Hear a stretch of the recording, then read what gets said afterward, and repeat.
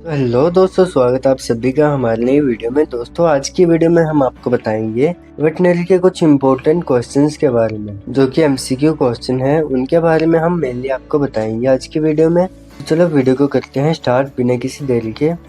सबसे पहले नंबर पे क्वेश्चन आता है कि एंटी न्यूट्रिशनल फैक्टर जो है वो सोयाबीन का क्या है। सोयाबीन का एंटी न्यूट्रिशनल फैक्टर है ट्रिप्सिन या फिर एंटी विटामिन ए और डी।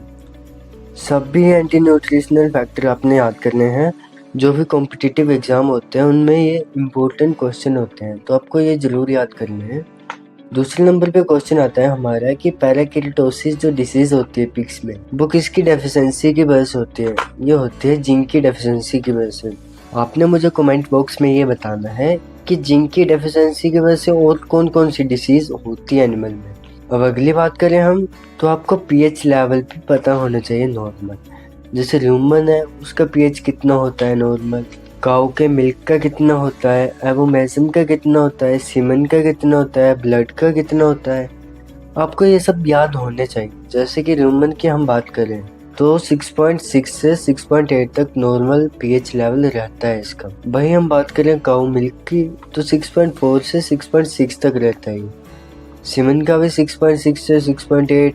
और एवोमेसिम जो है वो एसिडिक नेचर का होता है थोड़ा। इसमें एसिड्स होते हैं जिसकी वजह से इसका पीएच लेवल थोड़ा कम होता है, जो कि है 3 से 4। अगला क्वेश्चन आता है रफेज एंड कंसंट्रेशन के बारे में। जो कंसंट्रेट होता है वो, जैसे कि आप मान लो कि दाने देते हो, आप फीड देते हो, वो आता है कंसंट्रेट में। और उसका काम होता है मेनली कि मिल्क प्रोडक्शन को हाई करना, मिल्क प्रोडक्शन को इंक्रीज करना। वहीं अगर हम बात करें कि रफेज की, तो रफेज जो है वो मिल्क में फैट बढ़ाता है। अब हम बात करें अमाइनो एसिड्स की, तो शीप में जो अमाइनो एसिड है मिथायोनिन, वो लिमिटेड अमाइनो एसिड होता है। वो एनिमल्स को एक्स्ट्रा देना पड़ता है बाहर से, हमको खुद देना पड़ता है।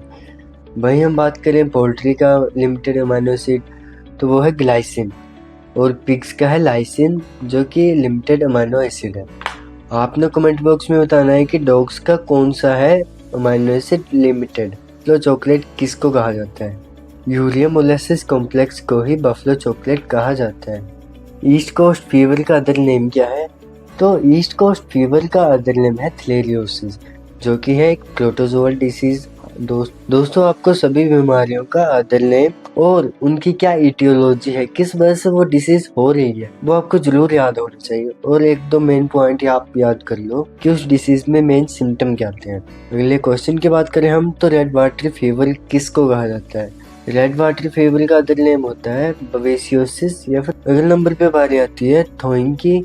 तो थोइंग के बारे में सबसे पहले मैं आपको बताऊं तो थोइंग का मतलब होता है कि जब भी हम एआई करते हैं एनिमल्स में, काउज या बफलोज में, तो उससे पहले सीमन को थोड़े नॉर्मल टेम्परेचर में लाया जाता है उसके थोइंग करके, जिससे कि सीमन एक्टिवेट हो जाता है। सबसे पहले तो आपको थोइंग करने आने चाहिए।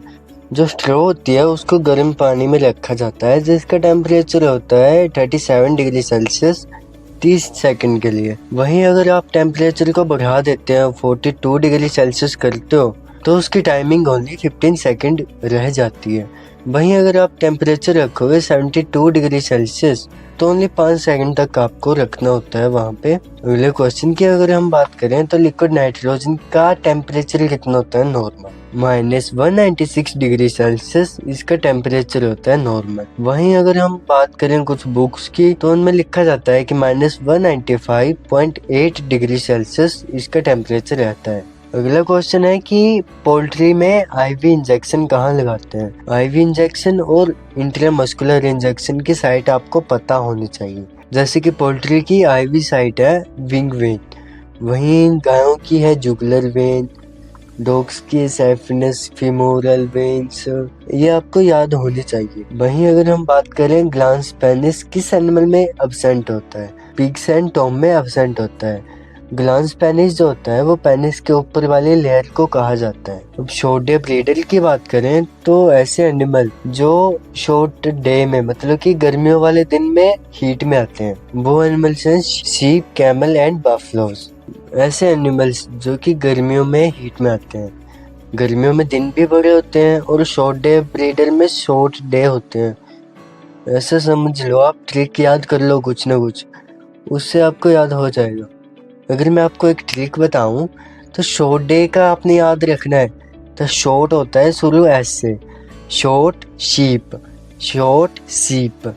और लॉन्ग का याद रखोगे आप तो लॉन्ग का तो आपको याद रखना ही पड़ेगा, मेयर आपको याद करना ही पड़ेगा लॉन्ग का। अगली बार आती है लैक्टेशन पीरियड डिफरेंट एनिमल्स का। तो लैक्टेशन पीरियड ऑफ काउज जो है वो 305 दिन तक का होता है, और काउज का होता है 300 डेज का। Dry period of cows, dry period ऐसा पीरियड होता है जिसमें कि एनिमल से दूध नहीं निकाला जाता है बच्चे देने से पहले। अगली बार आती है गाय, भैंस, भेड़, बकरी में IM इंजेक्शन कहाँ लगाते हैं, मतलब कि इंट्रामस्कुलर इंजेक्शन लगाते कहाँ हैं? वो हम लगाते हैं इन पशुओं के गर्दन, जिस मसल का नाम है ट्रेपीजियस। वहीं अगर हम बात करें डॉग एंड कैट की तो उनको ग्लूटल मसल में लगाया जाता है इंट्रामस्कुलर इंजेक्शन। अगला क्वेश्चन की ओर चले हम, तो ऐसी कौन सी भैंस की ब्रीड है जिसका सबसे ज्यादा फैट होता है? जो बदाफरी जो ब्रीड है उसके दूध में बहुत ज्यादा फैट होती है, लगभग 13 से 14% तक फैट होती है उसमें। और सबसे कम जो होती है वो नीली रावी में होती है, जो कि है 4 से 5। अगला क्वेश्चन है कि डायफ्राम किस में नहीं होता है? डायफ्राम बर्ड्स में नहीं होता है। और कुछ और टॉपिक्स के बारे में अगर मैं आपको बताऊं, जो मेन टॉपिक्स हैं, जैसे कि एंटी न्यूट्रिशनल फैक्टर, आपने सभी को याद करना है एंटी न्यूट्रिशनल फैक्टर को। और विटामिन्स, मिनरल्स, उनकी कमी से क्या होता है, उनके अगर आप ज़्यादा देते हो तो उनसे क्या होता है। फिर scientific name of different animals, वो भी आपने याद करना है। पीएच लेवल ऑफ साइलेज भी आपने याद करना है, जैसे कि गुड, जैसे कि वेरी गुड साइलेज है उसका पीएच क्या होगा, गुड साइलेज है उसका पीएच क्या होगा। तो चलो वीडियो को यहीं एंड करते हैं, बाय बाय, अगली वीडियो में मिलेंगे।